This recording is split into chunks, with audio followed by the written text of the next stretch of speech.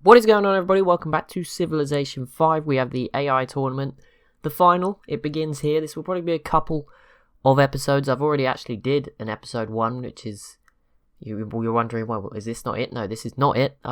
Sadly, for some reason, the video sound and the audio sound that I tried to sync up, it completely got out of sync, and I couldn't find it. Normally, there's like an obvious patch where like my microphone's frozen or the video maybe paused or something, but this time it was so weird. So sometimes the video was going faster than the sound, and sometimes it was the other way around. And obviously it was fine. I could sort of trim parts to make it fit, but it was in the long speech part, so I did a bit like where I went through the info addicts, but like after 2 minutes of that, I was talking about this civ's winning this statistic when I was 3 behind on the video, or the other way around, whatever. So it didn't make any sense at that point.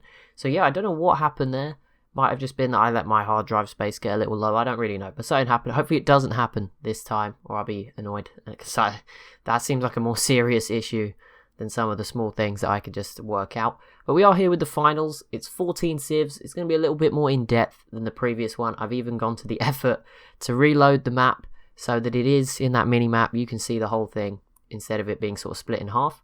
But yeah, it's the same settings pretty much as we've had for all the qualifiers. There's 8 city-states. There's 14 competing civs. I didn't want to have too many city-states, so I went with 8. I think that's a good balance.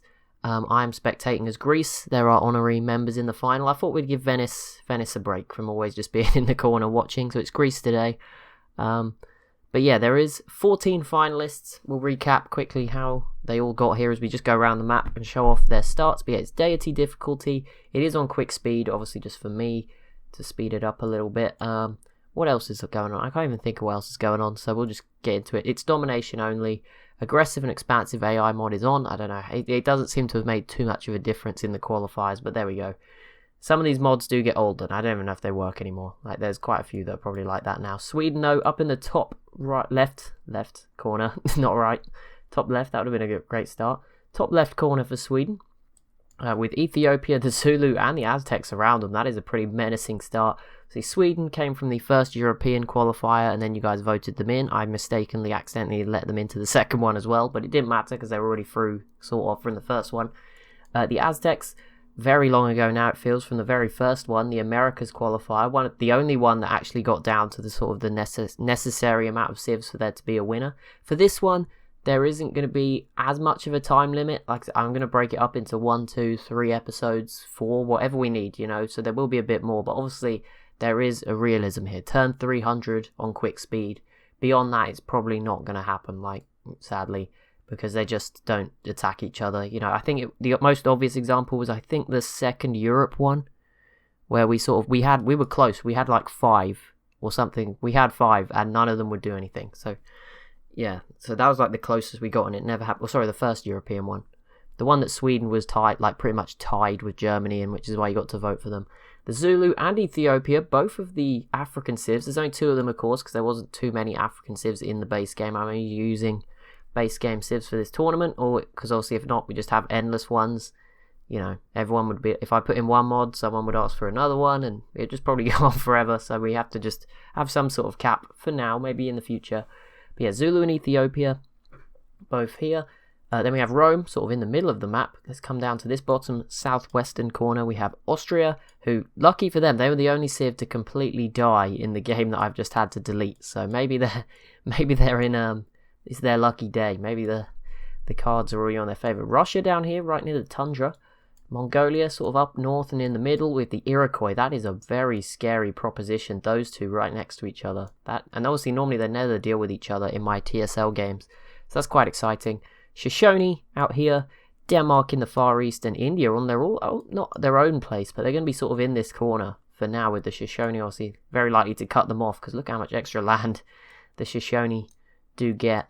And then we have France and Korea, and I sort of stopped saying what game they came from, but I'm sure we are all familiar. Let me just do a head count. So from the first game, the Americas qualifier, we have the Aztecs, Iroquois, and Shoshone. They're all here, all present. From the first European game, we have, I've forgotten who came from which one. I'm pretty sure it is Rome, Sweden. It's definitely Rome and Sweden, and I think France came from that one as well. And then the second Europe game gave us Denmark, Austria, and... Oh no, sorry, Russia was the first one. I think France was the second one. My apologies. Maybe I've got that mixed up. I don't know. I think Russia was the first one with Rome and Sweden. And then, yeah, France, Denmark, and Austria were the second one. Africa, we have Ethiopia and the Zulu. Again, there was less civs, so we only went for 2 there. As opposed to, obviously, there's tons from Europe. We had to have 2 qualifiers. And then from Asia, we have 3. We have, who do we have? We have Korea somewhere on this map. There they are, up here in the north. Mongolia here. And India out in the east. In terms of where my spawn point was, it's always worthwhile noting, because I've removed the civ, so there is going to be an open space somewhere. So obviously I did spawn somewhere with a settler. I don't know where my submarine is. It's up here blending in. But yeah, I think I was in here somewhere. I think I was about here. I might be wrong, or maybe it was here. I don't remember exactly, but that is the most... It was either here. I don't think it was down here. Yeah, I think it was... No, it wouldn't have been there. That's too close. Yeah, I think it was in this sort of space here. But luckily, it doesn't look like anyone's going to profit from that too much. Obviously, France, the Iroquois, Mongolia, Rome, and Korea are all right here. So, that's going to be pretty, even distribution of that space. But there we go. We will get started now, and I'll come back in a few turns once we have the second cities. Okay, so everyone has their second city, bar 1. Oh no, bar 2 actually. Denmark and the Shoshone, not quite there. The Shoshone were about to settle here, and the Iroquois beat them to it. So yeah, Denmark, it looks like, I don't know what they're up to, maybe just picking a spot. There's a lot of hills, so maybe just moving slowly. It's only turn 8, but India went north with Mumbai. Iroquois came down, not quite on the coast, interesting choice, but yeah, just down here. Russia moving north with St. Petersburg. Mongolia went towards this big open space with Beshbalik.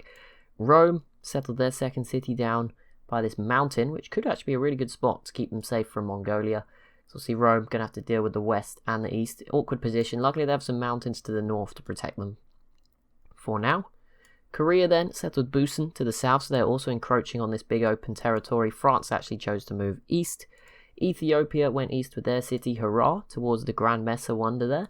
The Zulu went north straight towards Ethiopia. Sweden coming inland east. I mean, they didn't really have a choice. The Aztecs also pushing, so this is a very claustrophobic part of the map. And then Austria, who've got a bit of open space themselves, did move north with the city of Salzburg. And in turn 13, which is probably some sort of record, we have a war. Zulu and Mongolia teaming up. That is a terrifying fort if you've ever watched any of my TSL AI-only battles. On the Romans, we'll see how this goes. Rome does have a third settler up and running. Mongolia doesn't have too many units, so I think they'll be safe there. The Zulu have a fair few, but it feels very early. I think if Rome settles here, they'll probably lose that. But yeah, I mean, if they weren't to settle so poorly, yeah, come down this way, Rome. Good decision. As the Iroquois complete the Temple of Artemis Wonder, we'll be keeping an eye on some of the important wonders this time around, a little bit more than we did in the qualifiers, and also what we'll be looking at, religion will be another big part as well. In terms of busiest people, there you go. See, Korea currently leading the way, sort of the most average technology, and look at that, they've built up a strong force here. That's pretty worrying, France. Shoshone did grab a second city, and it's already got very big to the west of their other city, so they've got plenty of space, and they've pretty much locked off this area. Obviously, France can come around this way, but yeah, they've locked off the Iroquois from sort of Denmark and India, and Denmark has trapped India in the corner. But India has a settler, so they're probably going to at least get out a little bit towards the old faithful Geyser. Rome and Austria and Ethiopia now with third cities as well. Austria grabs Graz on the coast. Rome goes south with Kumai, and Ethiopia with Adwa on the northern coast of the map. And India does just grab their third city as well. Zulu and Russia also joining the 3-city club. Novgorod here for Russia, sort of pushing from the snow into the desert. They obviously wanted a bit of a warmer location. And Nabamba here also making its move. The Zulu settling their third city on the lake, which would also be a good defensive spot. And put some pressure on Rome, I guess, too.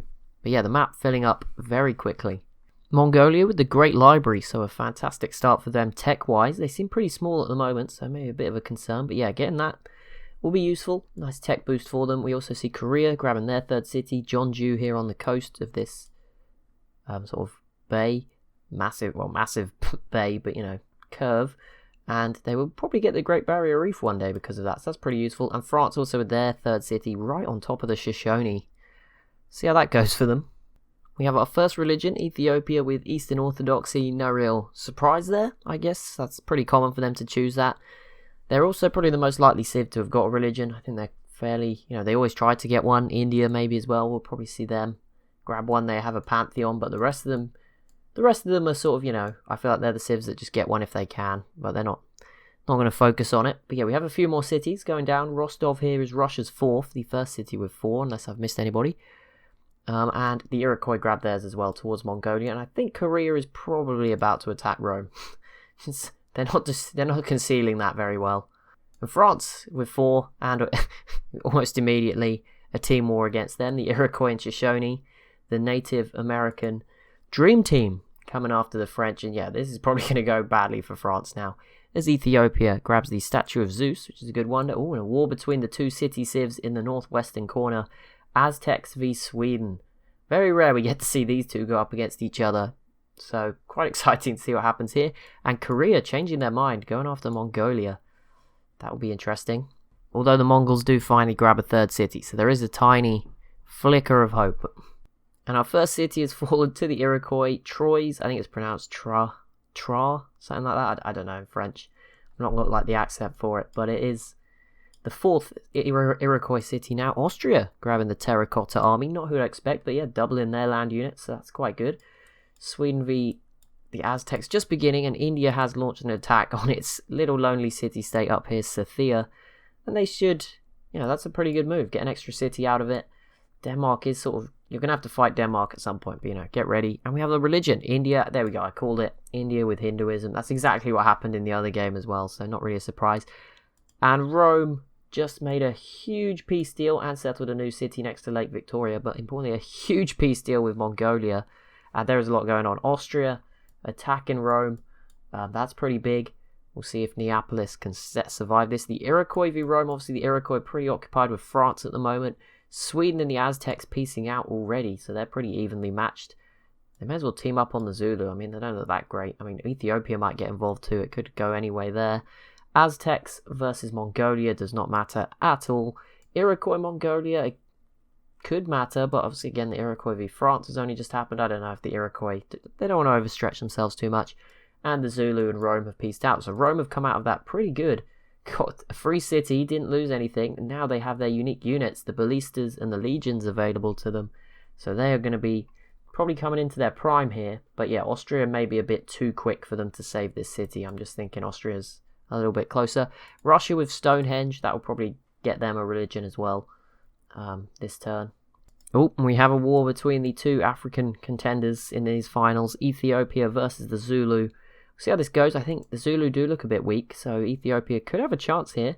We'll see how much damage they can do. And a city just fell. Who was that? Mongolia now. That was very quick to the Iroquois. I did not see that coming. But there we go. They grab another city. So that's 5 for them now. But Russia's still here, just sort of biding their time. And Austria should definitely grab Neapolis. France founds Catholicism. And Russia did not get one on the back of Stonehenge, which is a surprise. But I'm sure they'll get it sooner or later. And India grabs the Colossus. Of course, a good sea-based wonder. I think that's an extra free trade cargo ship or something too. So that's going to help them with money. So yeah, and they're about to grab Sofia up in the corner. And Austria has grabbed Neapolis, granting them Lake Victoria and its 6 food as well. Although Rome has just come in with their ballistas and taken it back. Everything's going so quickly and this is crazy. Oh, and another city. Oh my goodness, 3 cities just fell. The Iroquois, they went after Rome as well and took this city off them. So the Iroquois emerging the big winners here. But yeah, not looking good for Genghis here. The Great Library is available to whoever takes the capital, so that would be pretty useful. Obviously, you won't get the free technology, but there's still some extra science in there. Oh, I did not see this coming. Denmark v the Shoshone, so they're going to go west instead of east, which, fair enough, there's some pretty awkward hills here. It's very hilly for some reason, and lakes that are just very awkward. So yeah, if this works and you catch the capital off guard, this could be great for Denmark. Nothing happening, though, between the Zulu and Ethiopia, I'm afraid. And the Iroquois do grab the Great Wall, so they're in a fantastic position now to defend themselves early on. Russia now has the biggest military, just ahead of Korea. Then it is Denmark, then the Iroquois, Austria, Zulu, Sweden, Aztecs, Shoshone, and now we're getting low. Rome near the bottom, India, Ethiopia down there struggling, France, me almost in last place, but Mongolia. Not a usual place for Mongolia to be, and now Russia jumping on the bandwagon as well. And Sweden completes Petra, which is pretty good. There's a bit of desert here, so that could be useful. And the Aztecs do finally decide to go for a third city. Oh wow, so a capital just fell. That's the first, and it isn't Mongolia's, but Russia just founded Buddhism, so we'll not go to that first. But yeah, Denmark, out of nowhere, grabbing the Shoshone capital. It's going to be weird if the Shoshone settle in here, isn't it? Ethiopia also grabbing the Parthenon, and India is so close to grabbing Sofia. I don't know if these elephants can't do it, but I've never used them, so I can't imagine. I'm assuming they just can't. But yeah, surely sooner or later, this will fall to them. There we go, India finally gets it done. France also got some peace deals with the Shoshone and the Iroquois, and the Zulu completed the pyramids. There we go, I was getting ahead of myself, but there you go. Good wonder for Shaka. Austria has held on to this city, which will get pretty big, I assume, with that 6 food. So they're still definitely a contender here. We'll see what Rome get up to. And peak border gore has been achieved there. The Shoshone do settle a random city here. I'm sure 9 defense. Pretty sure Denmark will come and grab this. Never mind, they didn't even need to. They peace out. Get a huge chunk of land, of course, because the Shoshone cities are bigger when they're settled. So yeah, all of a sudden, Denmark looking pretty big down here. And yeah, that was a really impressive move to take the capital. Pretty much confirms the Shoshone is out of the running in the finals here. For them now, it's about avoiding last place down there with Mongolia. Although Mongolia has just propped up with 2 new cities. They're not going to last very long. There is a lot of units here after them. The Iroquois and Korea in the race for the southern city. I'm not sure which way it's going to go. Preferably it would go to Korea just to keep things interesting. But Korea is definitely going to get the northern one. And they have got the southern one. So yeah, Korea now going to have quite a lot of cities. They also settled their own city up here in the corner. Pyongyang is a new one. And Denmark has founded Islam. Probably our furthest away location. Well, I guess depending on where you view Russia and Buddhism. Yeah, that's also pretty far if you count it as Moscow as sort of the center of Buddhism, I guess, yeah. But Denmark to sort of Mecca, that is quite a distance as well, Copenhagen. The other ones, obviously, I'm guessing I don't know where Eastern Orthodoxy was found, but Ethiopia always goes for it, so I assume it at least was present there. But yeah, where even were the other ones? Catholicism was France. I mean, that's not too far, like France to Rome isn't ridiculous. India, I assume Hinduism was founded in India. Guess it's the main sort of Hindu country where most of that religion is. Denmark versus the Iroquois. Ooh, they actually do border each other. We'll see how this goes. Also the Iroquois with the Great Wall, but their units mostly up here in the west. And Korea, they're not scared of the Iroquois. Obviously this could backfire if the Iroquois just bulldozes through Korea. May as well just call it right there, but hopefully that won't happen. And there we go, Korea does take out the other new Mongolian cities. So they are looking pretty good in the north of the map, and there's other peace deals coming through. Oh, that's a brutal one for Rome.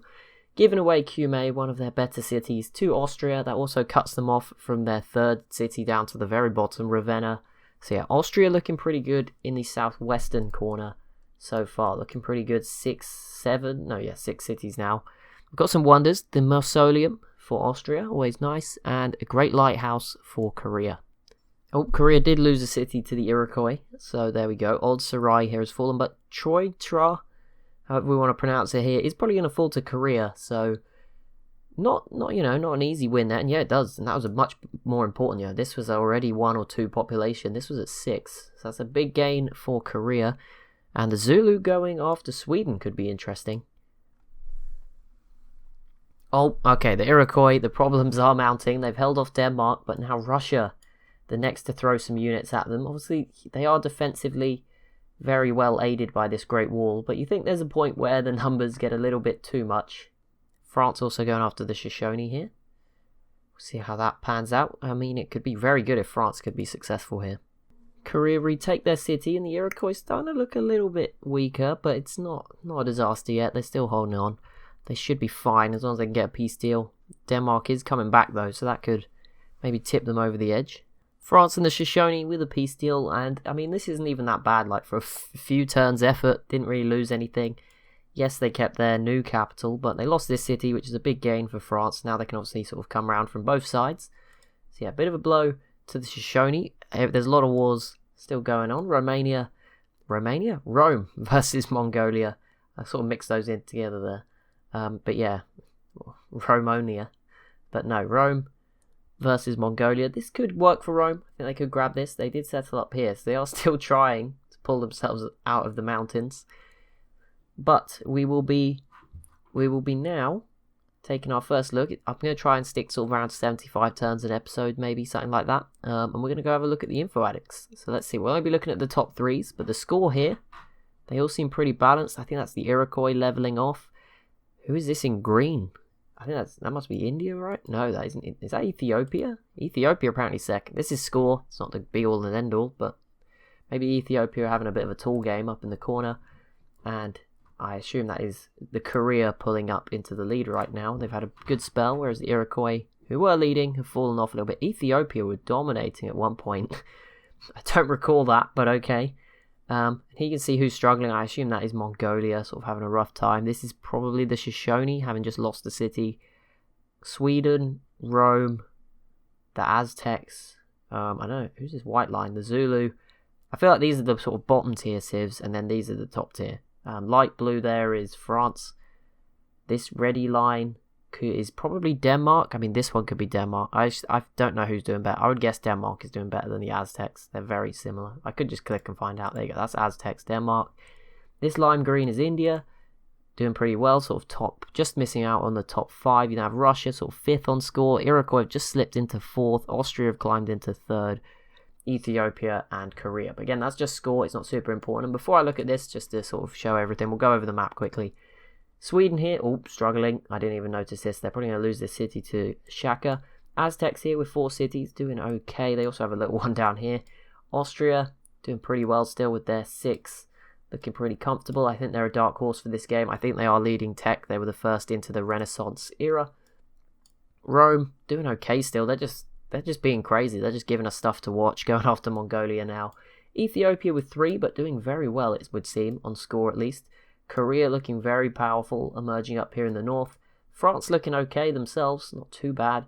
Shoshone, it's fallen apart, similar for Mongolia. The Iroquois on the brink, I think, up against Russia, Denmark and Korea at the same time, even with the Great Wall and their early success. Russia looking okay with their 4 cities, they're all getting pretty big. Denmark doing very well with their 5, because they've snuck a little one round here, and India doing okay in the corner as well for now. But obviously they need to do something more if they want to be successful this game. So let's go over to the world rankings. Population, the leaders are the Iroquois with about 1 million people extra than Austria.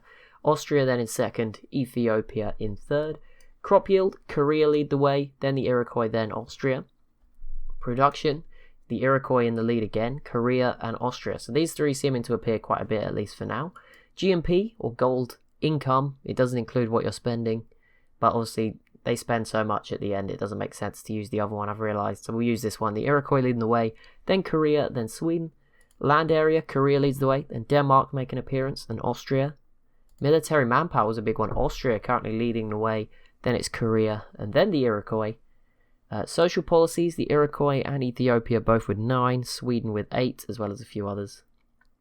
Well, it's a bit unfair sometimes, but I'm just going to read out the top 3. Happiness, not a super important stat as long as no one's sort of negative, although Korea is currently negative. Ethiopia lead the way, then Mongolia, and then Greece. But normally the AI is fine, don't worry about them. Technologies, Korea now leading the way with 26, so I was wrong about Austria. 25 for Shaka, that's quite impressive, considering his position. And then Austria, Ethiopia, and Denmark all there with 24. Net gold will ignore. Cities, Korea currently have 9, which is why they're struggling for happiness. Austria on 6, the Aztecs, Iroquois, and Denmark all on 5. In sort of tied for 3rd place. So let me just scroll down so it's ready. Science output, Korea leading the way, then it's Austria, and then the Aztecs, a bit of a surprise again. So yeah, it's not as much of a runaway as you'd think. Korea, Austria, and the Iroquois definitely commanding some of the statistics, but there seems to always be one of them missing. It's always 2 of them and 1 other, so it's not completely over yet. Culture, Ethiopia well out in front, then it's Iroquois and Korea. Wonders, Austria, Iroquois, and Ethiopia, the only civs to have got 2 so far. Gold treasury doesn't matter too much. Some civs spend their money, some don't, so it's hard to really tell. Faith, we'll look at the religion separately. No one's influential. Trade routes, a few, but yeah, it's not a super important stat. Tourism's not too important in this either until we get our ideologies. But religion overview quickly. Let's have a look. I think there's 5. Yeah, that's all there's going to be. At the moment, 7 for France with Catholicism and Eastern Orthodoxy from Ethiopia on obviously opposite sides of the map. Islam's not really taken off in Denmark. Hinduism doing okay in the Indian cities, but not really spreading anywhere else. Obviously, the East is very packed with religions now with France, Denmark, and India. whereas and Russia, I should say, with Buddhism, they've not put much effort into that either, obviously. But yeah, obviously, I would imagine Eastern Orthodoxy will be the biggest religion, just because it's all the way on the opposite side of the map by itself. But that will be it for the first episode, guys. Episode 2 should be out on Tuesday. That's assuming this one is recorded properly as well. I'll be recording episode 2 a bit later today, which is Saturday. So yeah, hopefully that'll all go fine. And then Wednesday, there's going to be some cool stuff. I think it is the 5-year anniversary of me starting the channel. So I'm going to hopefully do some cool stuff, and I'll put out some announcements. But yeah, just a heads up for that. Thursday will then be another episode of this. And then depending on how far into it we are and how much has happened, there'll probably be the final episode a week from now, next weekend. And then, yeah, I think we'll start some other stuff, of course. But yeah, thank you so much for watching. As always, if you have enjoyed, be sure to leave a like and a comment on the video. I should mention, be sure to comment a winner. There will be a shout out, just like a normal AI only battle now. If you commented on one of the qualifiers, I love the bravery in picking that early, but it doesn't matter. If you comment on this final episode, even after I've shown you 75 turns, that's absolutely fine. Feel free to pick a winner. Based on this, I'll probably be doing I've thought about it while making this video. I don't know why I didn't think of it at the time. But if we don't get down to literally an obvious winner, then I will use the info addicts as I normally do in my normal games, as opposed to score this time around, because obviously this is more important. This is the final to pick who the best civ is. This has been a very scientific experiment, of course. Everything's been done properly to get to this point. So yeah, thank you so much for watching, and I'll see you in the next one.